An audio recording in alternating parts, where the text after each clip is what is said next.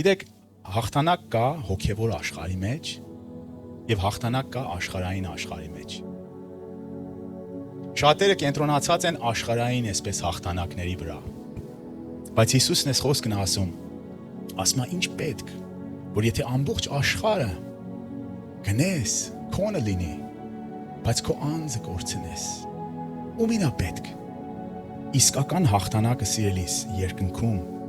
մենք պետքա հաղթենք։ Ամեն։ Եվ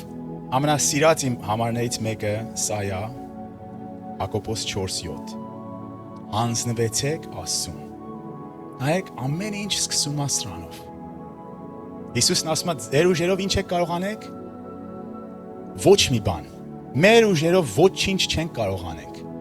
Այստեղ ասում է, հանձնվեք Աստծուն։ Ամեն։ Եվ հետո կարողանում ենք հակառակենք չարին։ Որոշները կան, ասենց կոմպրոմիսի են ապրում, ամբողջովի հանձնված չեն Տիրոջը, հետո ուզում են հակառակեն չարին։ Հիշում եք 7 տղաները Սկևայի, քահանապետ էր Սկևան, գիտեք։ Իրանք եկան ուզում են չարին հակառակին, բայց հանձնված չին Աստծուն։ Չարի հոգին ասեց դու ով ես։ Մի անգամից իրան հարցակվեցին, շատ